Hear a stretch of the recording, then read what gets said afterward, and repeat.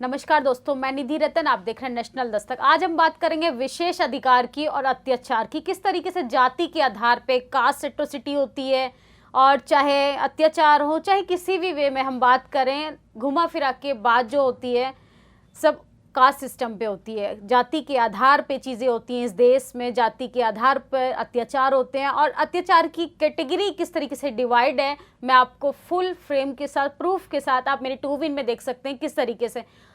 आप गूगल में सर्च करके देखिए, अगर मेरी बात पे विश्वास नहीं हो रहा आप खुद सर्च करके देखिए कि आप ब्राह्मण गर्ल अगर सर्च करेंगे गूगल में तो उसके अकॉर्डिंग जितनी भी सारी चीज़ें जो लेटेस्ट ट्रेंडिंग में चलती हैं वो सब निकल कर सामने आएंगी। और दलित गर्ल जैसे ही आप टाइप करेंगे, चाहे रेप की घटनाएं हो, मारपीट की घटनाएं हो, और ऐसी तमाम जितनी भी तरीके के अत्याचार होते हैं वो सिर्फ दलित लड़कियों के साथ ज़्यादा होते हैं बजाय ब्राह्मण लड़कियों के कंपैरिजन में। आप इससे अंदाज़ा लगा सकते हैं कि हमारी सोशल मीडिया पे जितनी भी जानकारियां उपलब्ध हैं वो भी कास्ट बेस पे आधारित हैं कि इस देश में जाति कितना इम्पॉर्टेंट रोल अदा करती है। जाति एक ऐसी बीमारी है जो कभी नहीं जा सकती इस देश में, और ऐसी तमाम खबरों की हम बात करेंगे जिसका कहीं ना कहीं कंक्लूजन लास्ट में जो आता है, निष्कर्ष निकल के वो जाति के आधार पे। हमारी सरकार का जो रवैया हो वो भी जाति के आधार पर होता है, कोर्ट का फैसला हो वो भी जाति के आधार पे होता है, चाहे फार्मर प्रोटेस्ट हो, कोई भी प्रोटेस्ट हो वो भी जाति के आधार पर ही होता है।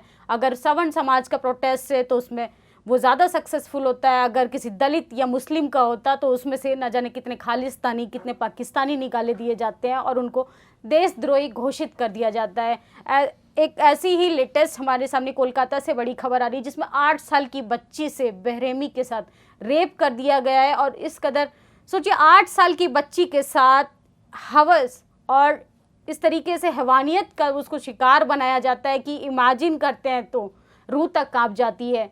शायद आप लोग सुनकर इसको महसूस नहीं कर सकते, लेकिन आप उस जगह पे अपनी बहन या बेटी को इमेजिन करके देखिए कि उस 8 साल की बच्ची पे क्या बीती होगी।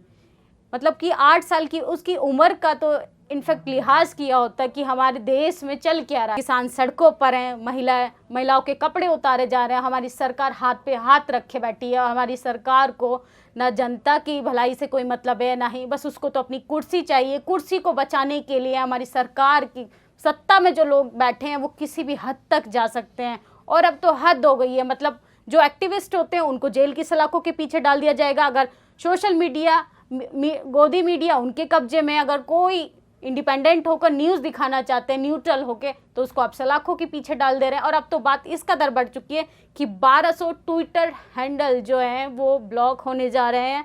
और अब इसमें कौन हो सकता है, कौन किसका ब्लॉक होगा अकाउंट, ये मैं नहीं कह सकती हूँ, लेकिन ऐसा सरकार का फैसला आया है कि 1200 ट्विटर अकाउंट को हैक कर लिया जाएगा, उसको क्लोज कर दिया जाएगा। बिकॉज यहाँ पे सरकार से सवाल करना एक अपराध है। अगर आप देशभक्त तभी हैं जब आप बीजेपी का गुणगान करेंगे, माथे पे टैग लगा कर चलेंगे।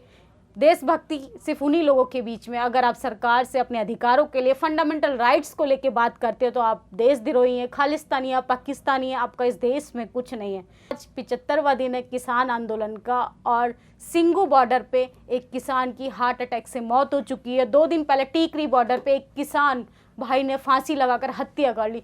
मतलब आप सोचिए कि इससे ज़्यादा शर्म की बात हमारे लिए क्या होगी। हमें तो चुल्लू भर पानी में डूब मरना चाहिए कि हमारे लिए, हमारे देश का किसान मर रहा है। सिर्फ वो किस लिए मर रहा है? अपनी ज़मीन को बचाने के लिए। इस देश की बदकिस्मती देखिए, इस देश का हम कहने के लिए तो इस कंट्री को अमेरिका से कंपेयर करते हैं कि हमारा देश इतना प्रोग्रेस कर रहा है, इतनी ज़्यादा चीज़ें आगे कर रहा है। हम मेक इन इंडिया का थॉट देते थे, हम यहाँ पे बुलेट ट्रेन चलाने वाले थे। क्या यही बुलेट ट्रेन चलने वाली थी जहाँ किसान सुसाइड कर रहा है, फांसी के फंदे पे झूल रहा है?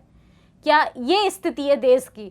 आप सोचिए, हम रेप की घटनाओं पे चलो बाद में बात कर लेंगे, हम अधिकारों पे बाद में बात कर लेंगे। अरे पहले रोटी पे तो बात कर लें। रोटी, आपकी थाली में रोटी नहीं होगी ना सर। जनता से मैं बोलना चाहूँगी, आपकी थाली में अगर रोटी नहीं होगी तो आपकी और आपकी आने वाली पीढ़ी की क्या दशा होने वाली है, इसको आज आप शायद आज आप महलों में बैठकर आपके लिए छोटी बात लग रही हो, लेकिन आने वाली पीढ़ी के लिए आप सोचिए कि उनकी क्या हरकतें होने वाली है। अगर आपने इस सरकार से सवाल नहीं किया, आपने इस सरकार को सत्ता से उखाड़ कर नहीं फेंका, चलो ठीक है उसको कुर्सी का लालच है, लेकिन जनता को तो वंचित ना रखे ना उनके अधिकारों से। उनके राइट से। जनता को तो वो दे ना। मंत्री लोगों को क्या चाहिए था, मोदी सरकार को क्या चाहिए था, वोट ले लिया, लेकिन जनता को तो रोटी देना भाई। थाली से रोटी गायब हो जा रही है, घर से बेटी गायब हो जा रही है, न जाने अभी ऐसी तमाम चीज़ें गायब होने के लिए अभी बची हैं। और आप, वो दिन दूर नहीं है कि घर से महिलाओं को खींच कर कपड़े तक उतारे जाएंगे। और इस देश में कपड़े महिलाओं के जाति के आधार पर उतारे जाते हैं। और आप इस चीज़ को जितना सुनने में आपको ऑकवर्ड लगेगा, उसको महसूस कीजिए। चरम सीमा पर है कि इसको रोकना हम सबको एकजुट होना पड़ेगा। ये फार्मर प्रोटेस्ट है, अगर ये सोचकर हम बैठे ना ये सिर्फ जाट आंदोलन है, या गुज्जर आंदोलन है, या ये फलाना आंदोलन है, ऐसा नहीं चलने वाला। अगर तानाशाह सरकार के खिलाफ लड़ना है आपको, मोदी अंबानी अडानी से लड़ना है, तो चाहे प्रोटेस्ट किसी का भी हो, लेकिन लड़ना सबको चाहिए। क्योंकि सवाल इस बार ना जाति का है ना धर्म का है, इस बार जो सवाल है वो सिर्फ रोटी का है। और रोटी के लिए किसी मजहब को नहीं देखा जाता, किसी जाति को नहीं देखा जाता। क्योंकि जब आपकी थाली में अनाज नहीं होगा ना सर, आप राजनीति करके क्या ही कर लेंगे।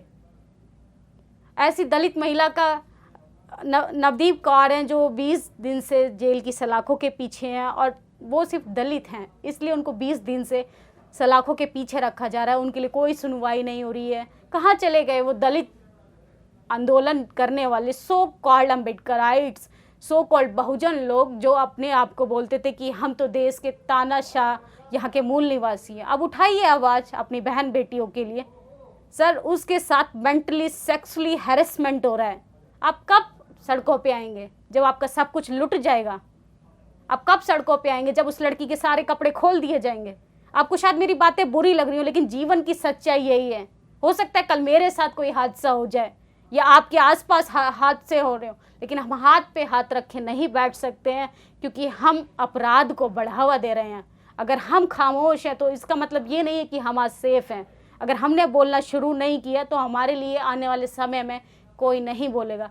इसलिए ऐसी तमाम एट्रोसिटी को रोकने के लिए, कोई भी अपराध हो, आपको सड़कों पे आना होगा। और सड़कों पे क्या आपके लिए सही है, क्या आपके लिए गलत है, इसका आपको कंपैरिजन करना पड़ेगा, सोचना पड़ेगा। और अपने लिए क्या अच्छा है, आपके बच्चे के लिए रोटी कपड़ा मकान ज़रूरी है कि मंदिर पे झंडा लहराना ज़रूरी है, क्या मस्जिद पे झंडा लहराना ज़रूरी है। आप ये सोचिए कि चलो ठीक है, आप मंदिर मस्जिद कीजिए, वो आपका पर्सनल मैटर हो सकता है, लेकिन आप मंदिर के पंडित पुजारी तो बनी है, धन तक तो पहुँची है। धन का कुबेर बनकर कोई और बैठा है, पैसा आपकी जेब से जा रहा है। आपको ये छोटी छोटी चीज़ें समझ नहीं आएंगी। और जिनके पास ये सारा आपका धन जो जा रहा है ना, वो अंबानी अडानी अपने घर में आलीशान बंगले में बैठे हैं। आपके बच्चे कहाँ पर हैं? आपके बच्चे सड़कों पर हैं, दर दर की ठोकरें खा रहे हैं, उनके पास नौकरी नहीं है। और अब तो सवाल है रोटी का। सर, कम से कम किसान प्रोटेस्ट का तो हिस्सा बनिए, उसके लिए आवाज़ उठाइए। हम इसी का विरोध करते रहेंगे कि ये हमारा आंदोलन नहीं है, जाट आंदोलन है, गुज्जर आंदोलन है, फलाना आंदोलन है।